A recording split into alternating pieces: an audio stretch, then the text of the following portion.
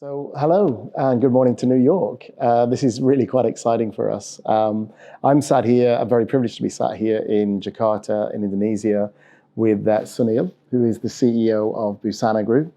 I'll let him tell you about them a bit later. Now, Sunil and I have met each other just 2 hours ago, and it's already been a great conversation.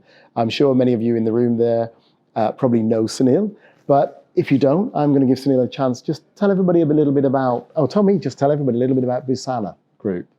Sure. Firstly, so good morning, New York. Good morning to people, or good evening, or good day, wherever you are. It's nice to be here, Andrew. Thank you. Great to be connected, and proud to be part of Cascale, and proud to be a member. So yeah, a little bit about Busana. So we are based out of Indonesia, as you know, and we've been here for close to, in fact, 50 years. Next year is going to be our 50th.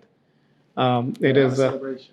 Yes, absolutely. We are planning to, and we are it's a family-run company. Always been, and we've now, I would say, we call ourselves in the mid to larger scale in terms of manufacturing. We do multiple and diverse product categories. We have customers again from all over, some very well-known brands as well.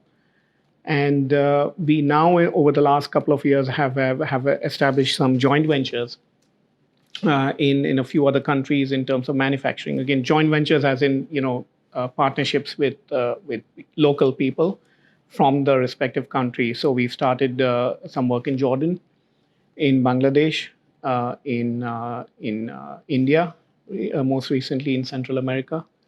And then we have another factory in Ethiopia, which was set up about 7-8 years back. What sort of products do you do, and sort of how much? What's the sort of capacity of what you're delivering? Okay, our not considering the joint ventures, our in-house capacities are close to about 50 million units.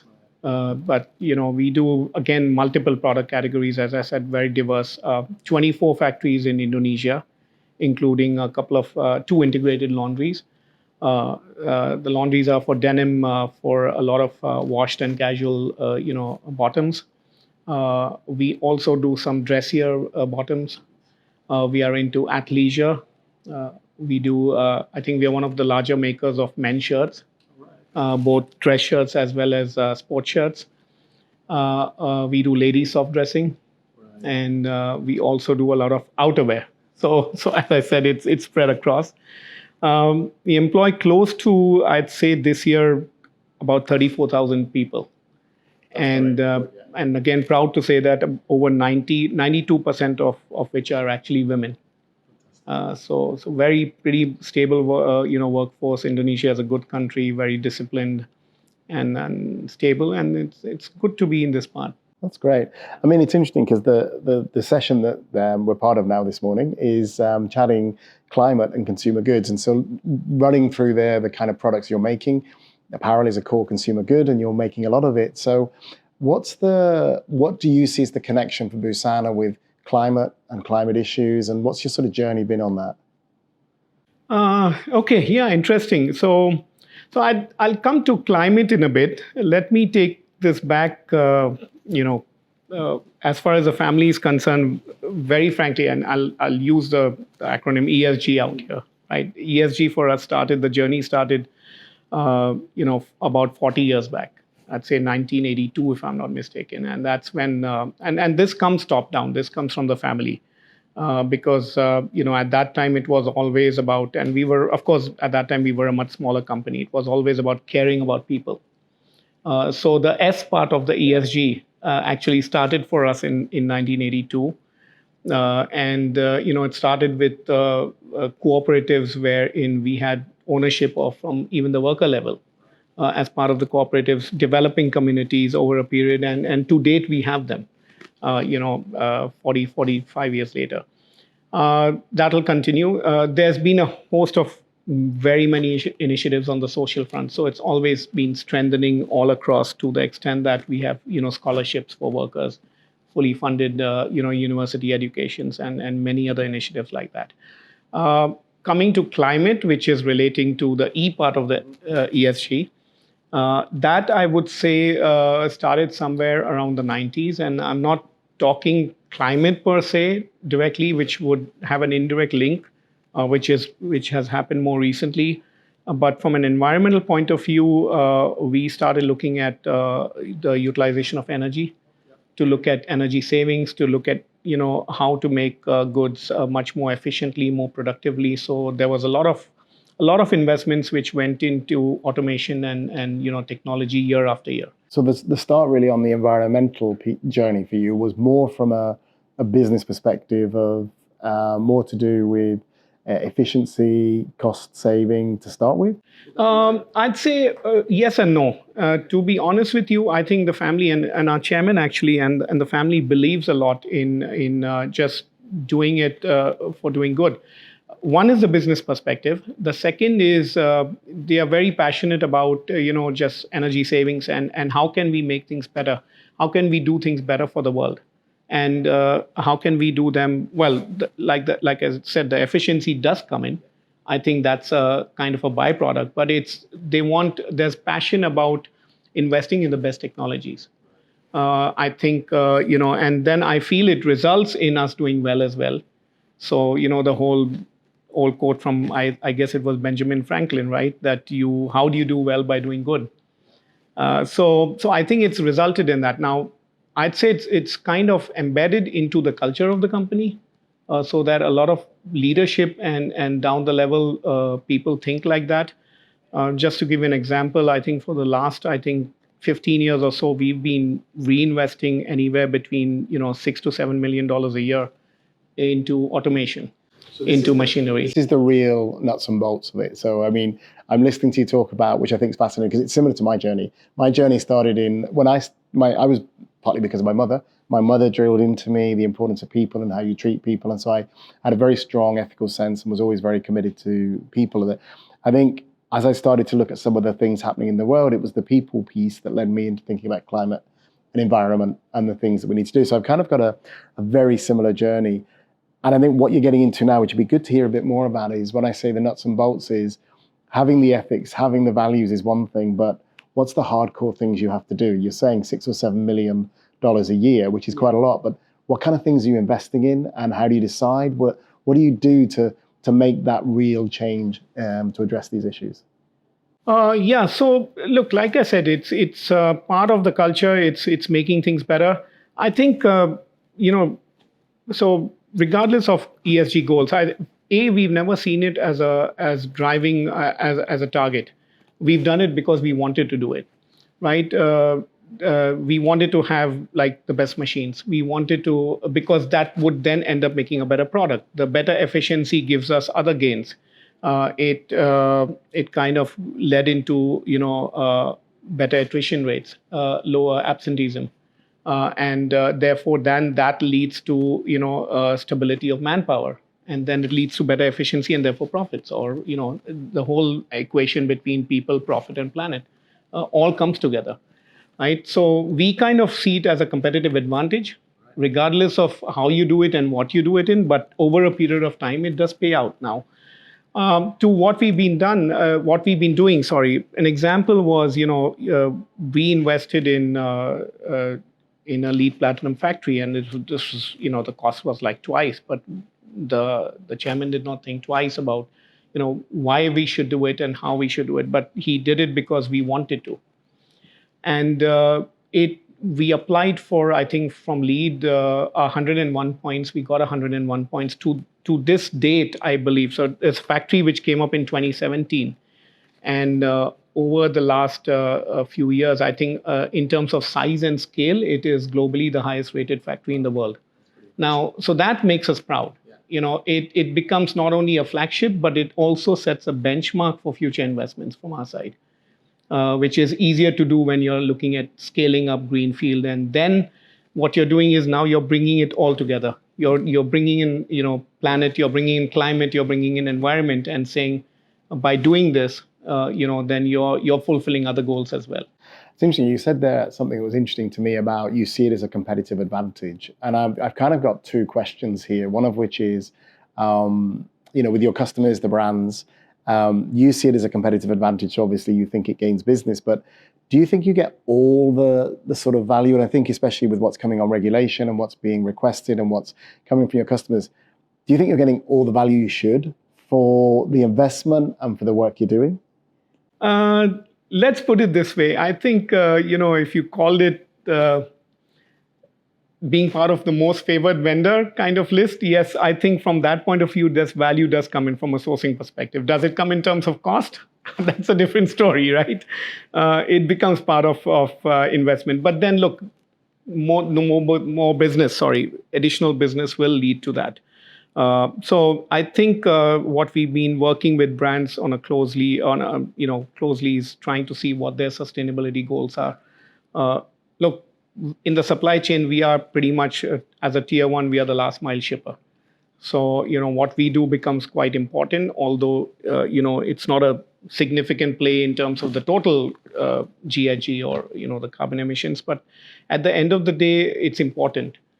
And we feel it is imperative that it's kind of become a need. Right now, the value, I think, if not now, will come at some point of time. There's always, in today's world, in the environment, there is pressure, with rising. I called it the classic issue of the three I's last year. There's rise in interest rates, there was rise in inflation, and there was rise in inventory. All the three I's came together for us. It's been chaotic. Let's face it. It's not easy out there, even from the brand's perspective, even from the customer's perspective. I think it'll take some time to get out of this. I think you're also very kind to your brands and your customers, and they're good to you. But I think it's an interesting one when you talk about. I think I've been reflecting on this. We were talking earlier about it, that you're the last mile, and increasingly there's a lot of pressure on brands from regulation. That's coming increasingly more now. There's the market pressure on the brands. And when I look at the ready-made garment sector, the sector you're in, actually tier one, you're kind of the front line because you're the one that supplies the data, the information that's being requested through regulation. You're the one that's actually having to somehow address the issues in tier two, tier three that you've got beyond, which are the big impacts when it comes to climate, energy, some of the other risk. And so do you think, one of the things I think that's interesting we started talking about is, as that frontline, tier one, do you think there's enough engagement between brands between their sustainability people who are looking for, what's the emissions, what are the environmental issues, and the buyers who come and the supply chain teams who come? Do you think, we talked about this a bit earlier, do you think there could be better engagement there? Yes, I feel so. Definitely, yes. Look, some of the brands do it really well. Basically, a few of our customers' brands, there's active discussions. I can't say for all of them, right? It'll take time for some brands to evolve over this as well. It depends on their priorities, and depends on how much they're sourcing from us and where they are all sourcing from. So I think it's a journey for the brands as well. Now, having said that, I think work can be done better. We both said that yes, we are the last mile shipper. The question is, how can we link what the brand's requirement is and what the pressure is, and what's truly required from a validation certification or from a traceability certification in terms of emissions, in terms of decarbonization, and how do we actually bring the whole supply chain together? It's not only about us, right? We know that in terms of tier one, it's a single digit emission rate. But when you have tier two sitting in the same room with the brand and you, and then you have a tier three sitting in the same room, so it's identifying the whole supply chain, and I think that's what the brands need to do more. I feel it's one area which, if you bring all the players together and say, now this is a joint goal, then we can do better. I think it's not about the brand needing it, it's we needing it together.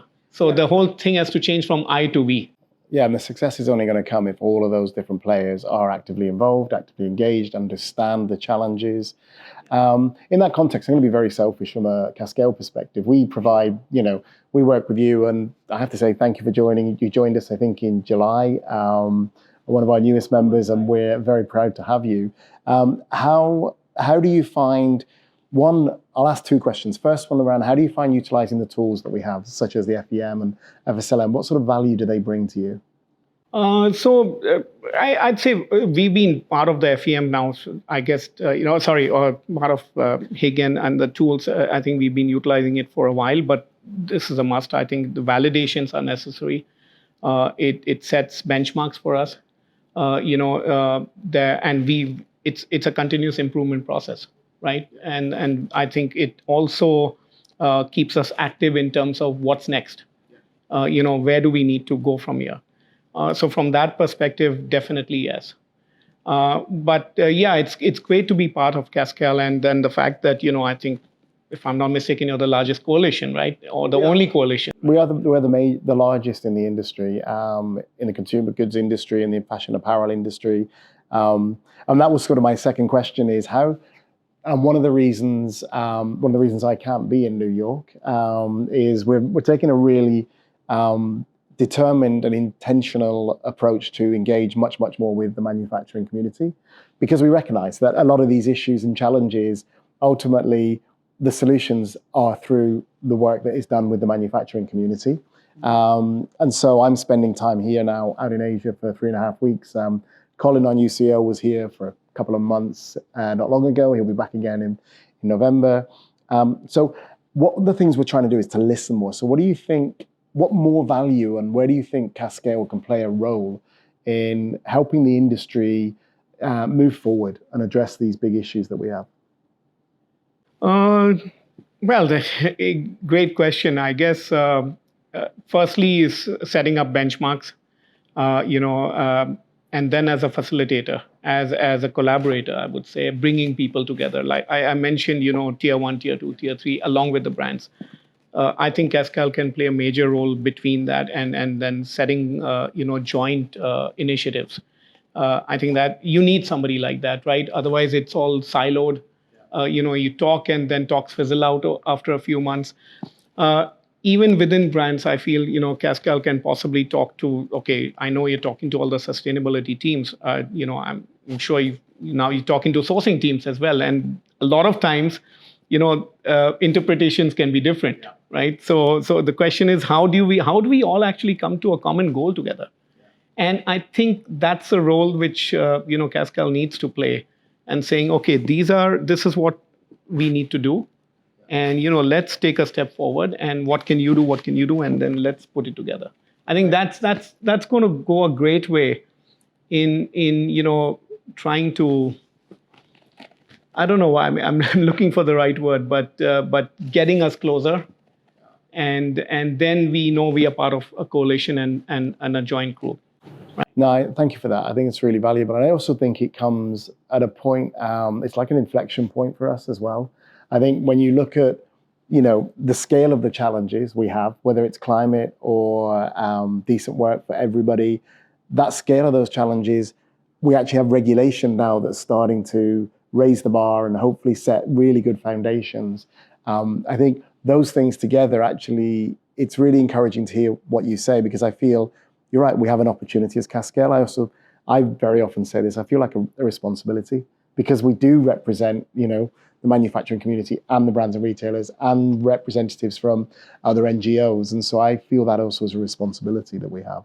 No, absolutely. And you mentioned the word regulation, I think the one thing that I forgot to mention earlier out of the ESG part was governance, right? Because it's now coming in, and it's now, it's no longer good to do. It's like you have to do. You have to, with what's happening in Europe, particularly, starting next year, there's mandatory declarations to be given. And then, and I think one of the challenges is going to be validations, right? Because data is coming, it's all about data integrity. It's about who's actually measuring and how is it being measured.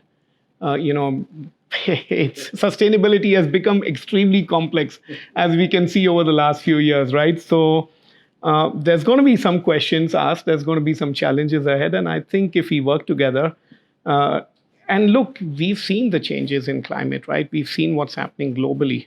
and it's already, I think, the tipping point has been reached. If not last year, now a few years back.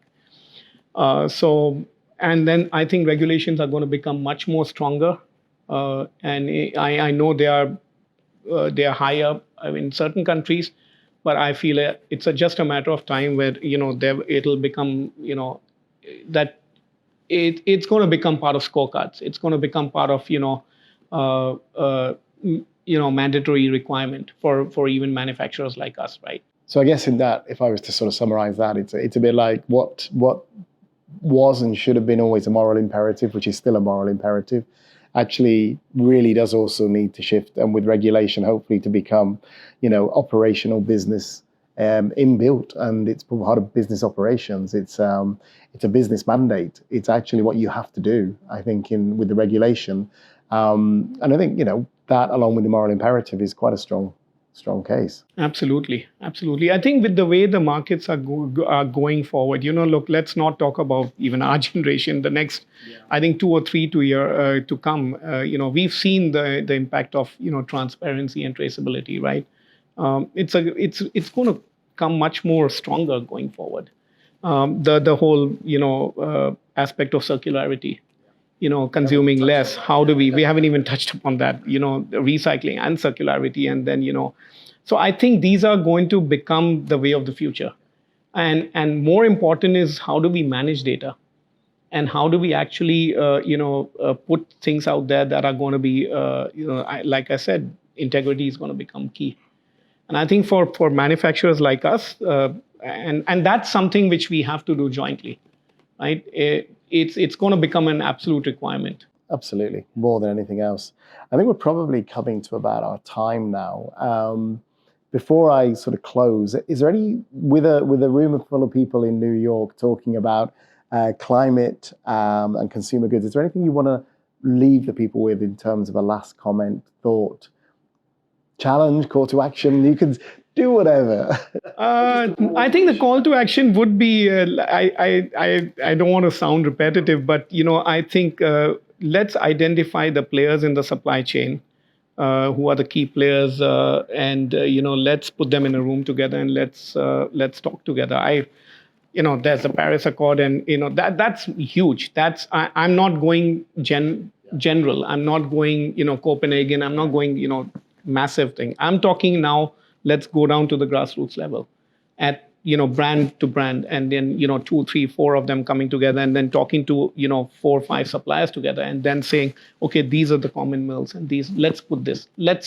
I think it has to start from there, and then we kind of build it up, right? And once that happens, I think, and then people see some traction, I think more and more people will get into it. So I think that's the next step, and I feel if that can be achieved, then we've already got a great starting point. Fantastic. I was gonna try and summarize, but you actually summarized that really well yourself. I think that was a great sort of conclusion to the conversation. We do need to do it. We do need to come together.